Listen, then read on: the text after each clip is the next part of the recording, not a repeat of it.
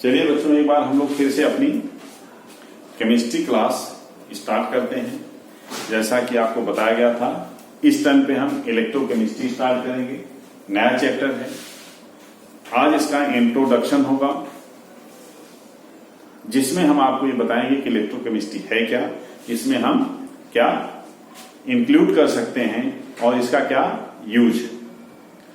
तो ये पार्ट बेटा बहुत इंपॉर्टेंट है, क्योंकि ये न सिर्फ आपके लिए बल्कि आप अगर कभी कंपटीशन में जाएंगे, साइंस बेस्ड कंपटीशन हो या सिविल सर्विसेज के कंपटीशन हो, इन सब में ये पार्ट बहुत ही उपयोगी है। यानी ये जीएस के पर्पज से, सामान्य विज्ञान के पर्पज से भी उतना ही इंपॉर्टेंट है जितना कि साइंस बेस्ड एग्जाम्स के लिए है इंट्रोडक्शन। तो आप लोग इसको ध्यान से देखिए, और अगर साइंस कंपटीशन के बच्चे आपके संपर्क में हो तो मैं ये कहूंगा कि आप उनको ये शेयर करिए, जिससे कि वो भी इसका लाभ ले सकें। बीच बीच में हमारे कुछ ऐसे लेक्चर आते हैं जो कि सामान्य विज्ञान के लिए भी बहुत इंपॉर्टेंट होते हैं। तो आज का भी लेक्चर उसी तरह से है, जिसमें सामान्य विज्ञान के लिए, जनरल साइंस के जो स्टूडेंट्स हैं उनके लिए भी बहुत कुछ मिलने वाला है। चलिए हम लोग स्टार्ट करते हैं इलेक्ट्रोकेमिस्ट्री या वैद्युत रसायन। इसमें हम इलेक्ट्रिकल एनर्जी को केमिकल एनर्जी में या केमिकल एनर्जी को इलेक्ट्रिकल एनर्जी में कन्वर्ट करने के मेथड्स को पढ़ते हैं। ऐसे डिवाइसेस पढ़ते हैं जो इलेक्ट्रिकल एनर्जी को केमिकल एनर्जी में कन्वर्ट कर देते हैं या केमिकल एनर्जी को इलेक्ट्रिकल एनर्जी में। आप जानते हैं कि एनर्जी लॉ ऑफ कंजर्वेशन के अनुसार energy can neither be created nor can be destroyed. Energy को न तो नष्ट किया जा सकता है, न ही उत्पन्न किया जा सकता है, केवल इसे एक रूप से दूसरे रूप में बदला जा सकता है। इसका मतलब इलेक्ट्रिकल एनर्जी को केमिकल एनर्जी में या केमिकल एनर्जी को इलेक्ट्रिकल एनर्जी में चेंज किया जा सकता है। और इसका एग्जांपल हम लोग देखते हैं। हमारे घर में यूज होने वाला इन्वर्टर इसका सबसे बेहतर एग्जांपल है, जहां पर केमिकल एनर्जी और इलेक्ट्रिकल एनर्जी का कन्वर्जन होता है। तो अब इसकी स्टडी तो हम करते ही करते हैं, साथ में जितने फैक्टर्स हैं जो इसको अफेक्ट करते हैं, जैसे टेम्परेचर है, प्रेशर है, कंसंट्रेशन है, नेचर ऑफ मेटल है, इन सब की भी कलेक्टिव स्टडी हम इलेक्ट्रोकेमिस्ट्री में करते हैं। यानी केमिस्ट्री का वो पार्ट जो इस तरह की कन्वर्जन, इलेक्ट्रिकल और केमिकल एनर्जी के इंटर कन्वर्जन और उसको अफेक्ट करने वाले फैक्टर्स को इंक्लूड करता है, उसी को हम इलेक्ट्रोकेमिस्ट्री या वैद्युत रसायन कहते हैं। अब बच्चों, हम लोग देखेंगे कि इसमें मेन टॉपिक क्या है। तो हम इलेक्ट्रोकेमिस्ट्री की स्टडी को दो पार्ट में डिवाइड कर सकते हैं। एक है इलेक्ट्रिक कंडक्शन और दूसरा है इलेक्ट्रोकेमिकल सेल। तो सबसे पहले हम देख लेते हैं इलेक्ट्रिक कंडक्शन या वैद्युत चालन क्या है। जब हम करंट पास करते हैं तो करंट किस मेथड से, किस तरह से पास होता है, एक एंड से दूसरे एंड तक करंट किस तरह से जाता है, इसी को हम इलेक्ट्रिक कंडक्शन कहते हैं या वैद्युत चालन कहते हैं। और ये बेटा दो तरह का मुद्दा होता है fundamentally, metallic conduction and electrolytic conduction. Metallic का मतलब धातुओं में या ऐसे ठोसों में होने वाला कंडक्शन जो इलेक्ट्रिक कंडक्टर होते हैं। दूसरा है इलेक्ट्रोलिटिक कंडक्शन। इलेक्ट्रोलिटिक कंडक्शन वहां होता है जहां पर एक्वस सोल्यूशन में या किसी सोल्यूशन में कोई इलेक्ट्रोलाइट डिसॉल्व होता है, अपने आयनों में सेपरेट होता है, वहां पर जब कंडक्शन होता है तो उसको हम इलेक्ट्रोलिटिक कंडक्शन कहते हैं। अब हम देखेंगे इनमें डिफरेंस क्या है। आप वैसे तो इसको पढ़ चुके हैं, फिर भी फंडामेंटल डिफरेंसेस जो हैं वो हम देख लेते हैं। मेटेलिक कंडक्शन और इलेक्ट्रोलिटिक। मेटेलिक का मतलब धात्विक या ठोसों में होने वाला कंडक्शन, यहां पे हम ब्रॉड सेंस में ले सकते हैं। और इलेक्ट्रोलिटिक कंडक्शन का मतलब है कि विद्युत अपघट्यों में होने वाला कंडक्शन क्या है, किस तरह से होता है। अब इसको देखिए, एक एग्जांपल मैंने लिया हुआ है। यहां पे हमने मेटल की एक रॉड लिया हुआ है और यहां पर एक ऐसी डिवाइस लिया हुआ है जिसमें एक कंटेनर में एक इलेक्ट्रोलाइट फिलअप किया गया है और इसको एक मेटल से हम कनेक्ट कर दिए हैं टू द इलेक्ट्रिसिटी। ये पॉजिटिव है और ये नेगेटिव है। तो चलिए हम देखते हैं इन दोनों में डिफरेंस क्या हो सकते हैं। यहां पर अगर हम चार्ज कैरियर की बात करें, यहां पर इस पॉजिटिव से निगेटिव एंड तक करंट कैसे फ्लो होता है, तो आप जानते हैं करंट फ्लो होने का एक ही कारण है मेटल्स में, वह क्या है, फ्री इलेक्ट्रॉन।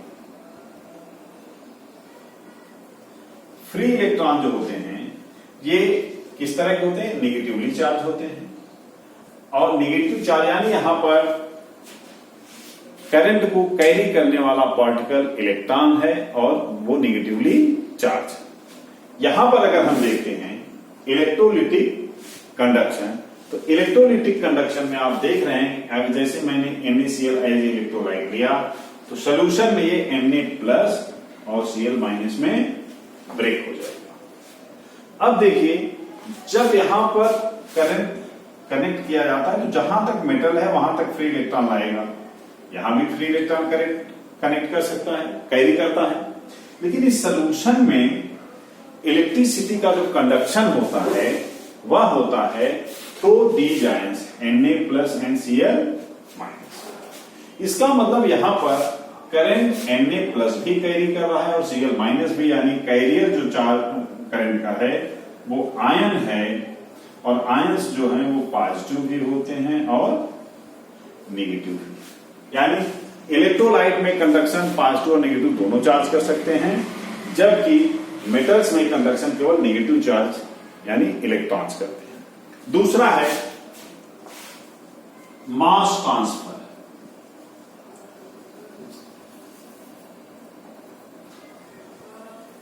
बच्चों वास्तव में ये फ्री इलेक्ट्रॉन और आयंस ये आप बहुत दिनों से पढ़ रहे हैं, हमें लगता है जूनियर क्लासेस में भी बता दिया जाता है।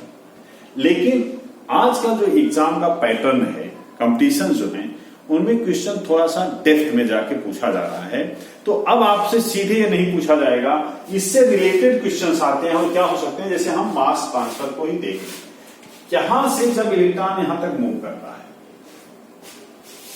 उस समय इलेक्ट्रॉन मूव तो करते हैं लेकिन मास में कोई डिफरेंस नहीं आता दोनों एंड्स के। जैसे ही हम करंट को यहां से हटाएंगे फिर से इलेक्ट्रॉन अपने स्टेट में आ जाएंगे और यहां पर किसी भी तरह का कोई मास ट्रांसफर नहीं होता है। अब लिख सकते हैं कि मेटेलिक कंडक्शन में no mass transfer, no mass transfer. यहां पर अगर हम देखें तो आप देखिए नेगेटिव एंड की तरफ कौन मूव करेगा, Na+, नेगेटिव एंड पर जाएगा। Cl- कहां जाएगा, ये पॉजिटिव एंड की तरफ चला जाएगा। और ये वहां जाके क्या होते हैं, दोनों वहां जाकर के या तो डिपॉजिट हो जाएंगे या तो फिर रिलीज हो जाएंगे एज ए गैस। यानी यहां पर दोनों क्या होते हैं, ये डिपॉजिट हो जाते हैं या फिर रिलीज हो जाते हैं, निकल जाते हैं एज ए गैस। सॉलिड के रूप में अगर होते हैं तो डिपॉजिट हो जाते हैं, गैसियस फॉर्म में अगर रिलीज होते हैं तो वहां से निकल जाते हैं एज ए गैस। तो यहां पर हम देख रहे हैं मास ट्रांसफर हो रहा है, यानी यहां पर हम क्या कर सकते हैं, मास ट्रांसफर टेक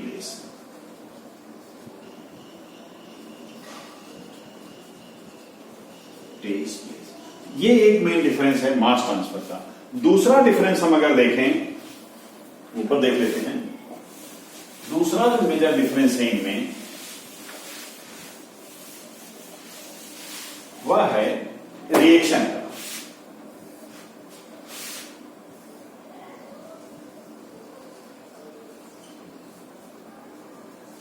अगर हम रिएक्शन देखें, आप देख रहे हैं यहां किसी तरह का रिएक्शन नहीं होता तो हम लिख देंगे नो रिएक्शन। यहां पर अभी हमने बताया या तो ऑक्सीडेशन होता है, यानी या तो ये इलेक्ट्रॉन लूज करते हैं या इलेक्ट्रॉन एक्सेप्ट करते हैं, यानी रिडक्शन होगा। ऑक्सीडेशन हमेशा एनोड पर होता है और रिडक्शन हमेशा कैथोड पर होता है। इसे अभी हम आगे देखेंगे कि कैथोड क्या है और एनोड क्या है। यानी यहां पर रिएक्शंस होते हैं, ऑक्सीडेशन और रिडक्शन रिएक्शंस होते हैं, तो हम कह सकते हैं इसमें रिएक्शन होता है, रिएक्शन टेक्स प्लेस, बट यहां पर कोई रिएक्शन नहीं है। चौथा डिफरेंस टेम्परेचर का है। अगर हम टेम्परेचर इंक्रीज करें तो देखिए अगर एक मेटल ये है तो मेटल में जो मेटेलिक आयंस होते हैं बेटा ये स्थिर होते हैं और इलेक्ट्रॉन यहां पर क्या करता है, ये मूव करता है, इनके बीच का जो गैप होता है। जैसे ही हम टेम्परेचर बढ़ाते हैं इनमें वाइब्रेशंस होने लगते हैं। आयंस जो होते हैं इनमें क्या होता है, वाइब्रेशन होता है तो इलेक्ट्रॉन के रास्ते में अवरोध उत्पन्न होता है, यानी रेजिस्टेंस बढ़ जाता है। रेजिस्टेंस जब बढ़ जाएगा तो कंडक्शन क्या होगा, बढ़ जाएगा, या हम कह सकते हैं इलेक्ट्रिक कंडक्शन डिक्रीज हो जाएगा, डिक्रीज कर जाएगा। और यहां पर क्या होगा, यहां पर Na+ या Cl- दोनों की काइनेटिक एनर्जी बढ़ेगी, इंक्रीज करेगी। ये ज्यादा इफेक्टिवली, ज्यादा तेजी से इलेक्ट्रॉन कैरी करेंगे, यानी हमें कह सकते हैं यहां पर इलेक्ट्रिक कंडक्शन इंक्रीज करता है। ये बहुत ही इंपॉर्टेंट है। ताप का, टेम्परेचर का क्या प्रभाव पड़ेगा, यहां पर इलेक्ट्रिक कंडक्शन, विद्युत चालन कम हो जाता है, यहां पर विद्युत चालन या इलेक्ट्रिक कंडक्शन बढ़ जाता है। तो ये 4 मेजर डिफरेंस हैं जो एग्जाम्स के पर्पज से बहुत ही इंपॉर्टेंट हैं, क्योंकि टेंथ में जब जाके क्वेश्चन पूछा जाता है तो इसी तरह से इस टॉपिक से क्वेश्चन आपसे पूछे जा सकते हैं। अब हम लोग देख लेते हैं इलेक्ट्रोकेमिकल सेल क्या होते हैं, उनके विषय में हम स्टडी करते हैं। चलिए बच्चों, हम लोग देखते हैं इलेक्ट्रोकेमिकल सेल या वैद्युत रासायनिक सेल हैं क्या। जैसा कि मैंने आपको बताया अभी, इलेक्ट्रोकेमिकल सेल या वैद्युत सेल वो डिवाइसेज होती हैं जो इलेक्ट्रिकल एनर्जी को केमिकल एनर्जी, यानी वैद्युत ऊर्जा को रासायनिक ऊर्जा, या केमिकल एनर्जी को इलेक्ट्रिकल एनर्जी में कन्वर्ट कर देते हैं, क्योंकि एनर्जी एक दूसरे में कन्वर्टेबल होती है। ऐसे डिवाइसेज हैं जो इनको क्या करते हैं, इंटर कन्वर्ट करते हैं। तो इस बेस पे विद्युत रासायनिक सेल या इलेक्ट्रोकेमिकल सेल 2 तरह के होते हैं। पहला वे जो इलेक्ट्रिकल एनर्जी को केमिकल एनर्जी में कन्वर्ट करते हैं, यानी बाहर से एनर्जी इलेक्ट्रिक के थ्रू देकर के किसी केमिकल रिएक्शन को कराया जाता है, आकर करता है। या गैल्वेनिक सेल होगा, यहां पर केमिकल एनर्जी का यूज इलेक्ट्रिक करंट को या इलेक्ट्रिकल एनर्जी को प्रोड्यूस करने में किया जाता है। अब हम देखेंगे कि इसको इलेक्ट्रोलिटिक सेल कहते हैं और इनको गैल्वेनिक सेल या वोल्टेइक सेल कहते हैं। यानी इलेक्ट्रोकेमिकल सेल 2 तरह के होते हैं। फर्स्ट है इलेक्ट्रोलिटिक सेल और दूसरा है गैल्वेनिक सेल। इलेक्ट्रोलिटिक सेल में इलेक्ट्रिक एनर्जी का यूज होता है जिसको केमिकल एनर्जी में कन्वर्ट किया जाता है। ऐसे केमिकल रिएक्शंस जो अपने आप नहीं होते हैं, बहुत बार उनको प्रोसीड करने के लिए, आगे बढ़ाने के लिए इलेक्ट्रिकल एनर्जी की जरूरत पड़ती है। जैसे सोडियम हाइड्रोक्साइड का प्रिपरेशन जब नमक सोडियम क्लोराइड से किया जाता है तो उस समय जब NaCl को NaOH में कन्वर्ट किया जाता है तो different electrolytic cell, Castner, Kellner, Kelvin, Nelson cell, इस तरह के सेल बनाए जाते हैं जो इलेक्ट्रोलिसिस के द्वारा इलेक्ट्रिकल एनर्जी को केमिकल एनर्जी में कन्वर्ट करते हुए NaCl को NaOH में कन्वर्ट कर देते हैं। और दूसरा है केमिकल एनर्जी को इलेक्ट्रिकल एनर्जी में। आप लोग जानते हैं ड्राई सेल, जो घर में शुष्क सेल हमारे यूज होता है, वह एक तरह का ऐसा ही डिवाइस है जो कि केमिकल एनर्जी को यूज करता है किसमें, इलेक्ट्रिकल एनर्जी में। यानी ऐसे रिएक्शंस, केमिकल रिएक्शंस जो अपने आप हो जाते हैं, उनका यूज करते हुए उनसे प्राप्त होने वाली जो एनर्जी होती है, ऑब्टेनेबल एनर्जी जो होती है, उसको कन्वर्ट कर दिया जाता है किसमें, इलेक्ट्रिकल एनर्जी। अब देखिए, अभी हम आपसे बताए कि कुछ रिएक्शंस भी इन्वॉल्व इसमें होते हैं, तो वो रिएक्शंस जो होते हैं बेटा, उनकी कैटेगरी होती है रेडॉक्स रिएक्शंस की। रेडॉक्स रिएक्शंस क्या होते हैं? रेडॉक्स रिएक्शंस ऐसे हैं जिनमें ऑक्सीडेशन एंड रिडक्शन एक साथ होता है। ऑक्सीकरण और ऑक्सीजन की रिएक्शंस क्या होते हैं, वो एक साथ होते हैं। दोनों में ही रेडॉक्स रिएक्शंस हैं, आपको ध्यान देना है, चाहे इलेक्ट्रोलिटिक सेल हो या गैल्वेनिक सेल हो, लेकिन दोनों में अंतर है। यहां पर रेडॉक्स रिएक्शंस जो होते हैं वो नॉन स्पॉन्टेनियस होते हैं, यहां पर जो होते हैं वो स्पॉन्टेनियस होते हैं। स्पॉन्टेनियस का मतलब होता है अपने आप होने वाले। यहाँ पर जो अपने आप रिएक्शंस हो जाते हैं, इजीली फिजिबल होते हैं, वो होते हैं। यहाँ पर वो रिएक्शंस होते हैं जो अपने आप नहीं होते, उनको इलेक्ट्रिक करंट दे करके प्रोसीड किया जाता है, आगे बढ़ाया जाता है। अब देखिए ऑक्सीडेशन का मतलब क्या है और रिडक्शन का मतलब क्या है, इसको हम एक रिडॉक्स रिएक्शन से समझ सकते हैं। ऑक्सीडेशन में इलेक्ट्रॉन रिलीज होता है, आप पढ़ चुके हैं, और यहां पर इलेक्ट्रॉन को एक्सेप्ट किया जाता है रिडक्शन में। अगर हम एक एग्जांपल सीधा सा ले लें, Cu2+ जो डैनियल सेल में यूज होता है, Zn gives out Zn2+ plus Cl plus Cu।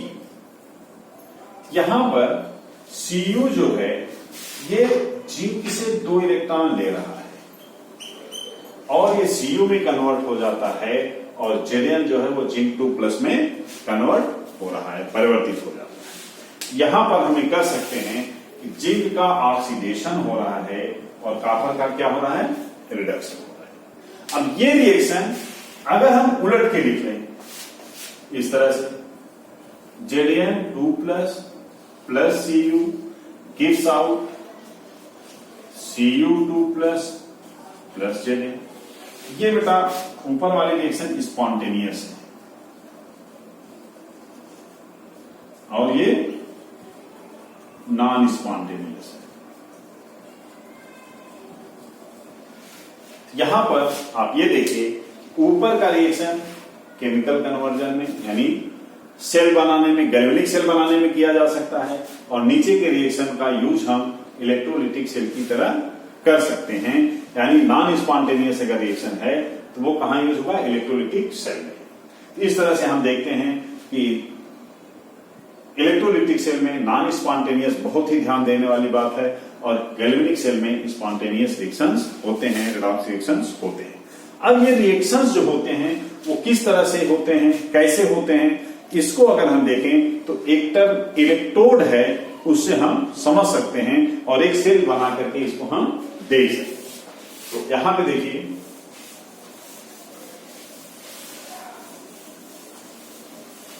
हम एक सिंपल सा सेल लेते हैं और देखते हैं इलेक्ट्रोड क्या होते हैं। जब भी किसी इलेक्ट्रोलाइट सॉल्यूशन में यानी विद्युत अवघट विलयन में किसी मेटल को या कंडक्टिंग रॉड को हम डिप करते हैं, ये इलेक्ट्रोलाइट है। इसको ही है, इस पूरे सिस्टम को हम इलेक्ट्रोड कहते हैं। अब इलेक्ट्रोड में मेटल है, इलेक्ट्रोलाइट्स हैं। अगर गैल्वेनिक सेल है तो इलेक्ट्रोलाइट में मान लीजिए हम कॉपर सल्फेट अगर ले रहे हैं, ये डिसोसिएट हो जाएगा Cu2+ प्लस SO4 में। तो कॉपर जिस तरह का आयन है उसी तरह का मेटल भी हमें लेना है, यानी यहाँ कॉपर सल्फेट है तो यहाँ पर हम कॉपर लेंगे। गैल्वेनिक सेल में जहां पर केमिकल एनर्जी को इलेक्ट्रिकल एनर्जी में कन्वर्ट करना है। लेकिन अगर इलेक्ट्रोलिटिक कंडक्शन है, इलेक्ट्रोलिटिक सेल है, तो वहां पर इस तरह की कोई रिक्वायरमेंट नहीं होती है। यह ध्यान रखना है कि वहां पर कॉपर सल्फेट का अगर सोल्यूशन है तो जरूरी नहीं है कि हम कॉपर का ही मेटल लें, ग्रेफाइट ले सकते हैं, प्लेटिनम ले सकते हैं, कोई भी मेटल ले सकते हैं। लेकिन हमेशा इलेक्ट्रोड दोनों ही डिवाइसेस है, चाहे ये मेटल कॉपर हो या कॉपर नहीं हो। लेकिन ध्यान रखना है कि अगर गैल्वेनिक सेल है तो कोई न कोई एक आयन जो है उससे रिलेटेड यहां पर मेटल होता है, उससे रिलेटेड कोई न कोई एलिमेंट होता है, ये ध्यान रखना है। दूसरा बेटा, अब इस इलेक्ट्रोड पर दो तरह के रिएक्शंस हो सकते हैं। पहला, Cu2+ 2 इलेक्ट्रॉन एक्सेप्ट करके Cu बना दे, या एक रिएक्शन और पॉसिबल है, वो क्या है कि इसका जो कॉपर है ये 2 इलेक्ट्रॉन लूज करके Cu2+ बना ले और सोल्यूशन में चला जाए। यानी यहां पर ऑक्सीडेशन भी हो सकता है और रिडक्शन भी हो सकता है। तो अब देखिए, आप जो इलेक्ट्रोड्स बनते हैं ये दो तरह के हो सकते हैं। ऐसे इलेक्ट्रोड जिन पर ऑक्सीडेशन होता है उन्हीं को हम एनोड या धनोद कहते हैं, और ऐसे इलेक्ट्रोड जिन पर रिडक्शन होता है उसको हम कैथोड कहते हैं। ये हमेशा आपको ध्यान रखना। अब बच्चों, ये डिफरेंस एनोड और कैथोड का कभी कभी गलतफहमी से बच्चे समझते हैं कि एनोड का मतलब पॉजिटिव और कैथोड का मतलब नेगेटिव। बहुत बच्चे इसको समझते हैं क्योंकि शुरू में जो हम सेल पढ़े हुए होते हैं वो केवल इलेक्ट्रोलिटिक सेल पढ़े रहते हैं, इसलिए इस तरह का कंफ्यूजन हमारे दिमाग में रहता है। लेकिन आज से आप ये समझिए कि जब भी एनोड और कैथोड डिफाइन करना है तो रिएक्शन के नेचर से डिफाइन करना है, यानी ऑक्सीडेशन और रिडक्शन के से, क्योंकि एनोड भी नेगेटिव हो सकता है, एनोड पॉजिटिव हो सकता है, कैथोड भी पॉजिटिव हो सकता है और नेगेटिव हो सकता है। डिपेंड इस पर करता है कि वो सेल किस तरह की है। हम देख लेते हैं अभी कंसेप्ट क्लियर है कि कहां पर एनोड पॉजिटिव होगा और कब एनोड नेगेटिव होगा। अगर हम देखें इलेक्ट्रोलिटिक सेल, यहां पर एनोड पॉजिटिव होता है और कैथोड नेगेटिव होता है। लेकिन अगर हम गैल्वेनिक सेल देखें, यहां पर एनोड नेगेटिव हो जाता है और कैथोड पॉजिटिव हो जाता है। देखिए, बहुत छोटी जानकारी लेकिन एग्जाम में बहुत बार पूछी गई है और बहुत बार बच्चे मिस्टेक करते हैं। जैसे पूछा जाएगा किसी इलेक्ट्रोलिटिक सेल में, in electrolytic cell anode is positive, या आप मान लीजिए पढ़ के गए कहीं से, या कोई फिगर देखे जिसमें पॉजिटिव बना था, लेकिन एग्जाम में आपसे पूछ लिया जाएगा इन गैल्वेनिक सेल एनोड इज, तो आप पॉजिटिव लेके आएंगे तो गलत हो जाएगा। तो ये कंसेप्ट एकदम क्लियर रहना चाहिए कि गैल्वेनिक सेल में एनोड पॉजिटिव होता है, लेकिन इलेक्ट्रोलिटिक सेल में गैल्वेनिक सेल में एनोड नेगेटिव होता है और इलेक्ट्रोलिटिक सेल में एनोड पॉजिटिव होता है। इसी तरह से कैथोड गैल्वेनिक सेल में पॉजिटिव और इलेक्ट्रोलिटिक सेल में नेगेटिव होता है। ये हमें जानने की जरूरत है। दूसरा, अब हम कुछ एग्जांपल्स ले लें। हमने अभी आपको बताया कि जब NaOH का प्रोडक्शन होता है तो उस समय जो सेल यूज होती है वो इलेक्ट्रोलिटिक सेल है। हमारे घर में जो ड्राई सेल है वो क्या है? गैल्वेनिक सेल है। इन्वर्टर अगर हम देखें तो बेटा ये बहुत इंपॉर्टेंट है कि इन्वर्टर किस तरह का सेल है। ये एक यूनिक कॉम्बिनेशन है जो कि इलेक्ट्रोलिटिक भी है और गैल्वेनिक भी है, क्योंकि जब हम देखें इसको रिचार्ज करते हैं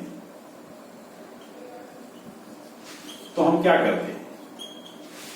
इलेक्ट्रिक करंट को, इलेक्ट्रिक एनर्जी को हम लोग किसमें कन्वर्ट करते हैं? केमिकल एनर्जी में स्टोर करते हैं, जो बिजली आ जाती है। अब ऐसे समय में आप बताइए ये किस तरह का बिहेव कर रहा है? इलेक्ट्रिकल एनर्जी को अगर केमिकल में कन्वर्ट कर रहा है, यानी ये इलेक्ट्रोलिटिक सेल है। लेकिन अगर ये डिस्चार्ज हो रहा है, लाइट कट गई और उस समय हम इसको डिस्चार्ज कर रहे हैं, तो ये हमें क्या देता है? इलेक्ट्रिक करंट देता है, इलेक्ट्रिकल एनर्जी देता है। कैसे देता है? जो इसमें रिएक्शन के रूप में केमिकल एनर्जी स्टोर है उसे देता है। अब ये कैसा सेल है? अब ये गैल्वेनिक सेल हो गया। तो हम ये कह सकते हैं कि हमारे घर में यूज होने वाला इन्वर्टर दोनों तरह का सेल है, इलेक्ट्रोलिटिक भी और गैल्वेनिक भी। और कब ये गैल्वेनिक सेल की तरह बिहेव करेगा और कब इलेक्ट्रोलिटिक सेल की तरह बिहेव करेगा, आपने देख लिया कि रिचार्ज करते समय इलेक्ट्रोलिटिक है, डिस्चार्ज करते समय ये गैल्वेनिक सेल है। तो इस तरह से बेटा हम लोगों ने एक इंट्रोडक्शन देख लिया इलेक्ट्रोकेमिस्ट्री का। एक और चीज इसमें बताना बहुत जरूरी है कंपटीशन के पर्पज से, बेसिकली जनरल साइंस में, इलेक्ट्रोकेमिकल साइंस का एक और एग्जांपल बड़ा यूनिक सा है जो देखने में लगता नहीं, वह है कोरोजन ऑफ मेटल। जैसे जंग लगता है लोहे, रस्ट ऑफ आयरन या कोरोजन ऑफ मेटल, धातुओं का संक्षारक।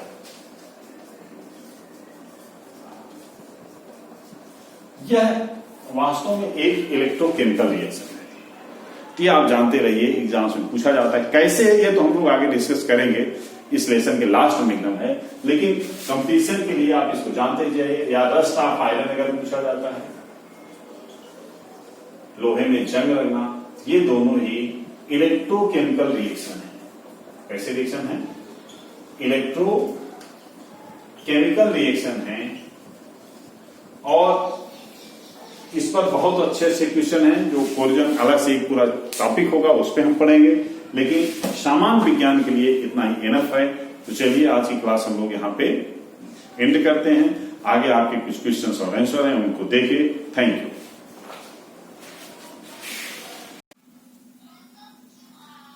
बच्चों, आज की ये शीट नंबर 3 है, इसको आप ध्यान से देख लें, इसके सारे क्वेश्चंस, और उनको आप सॉल्व करिए। प्रॉब्लम आती है तो हमसे पूछिएगा, लेकिन कमेंट बॉक्स में अपने आंसर पहले आप भेज दीजिए। एक बार ये चेक हो जाए कि आपने कितना स्टडी किया है।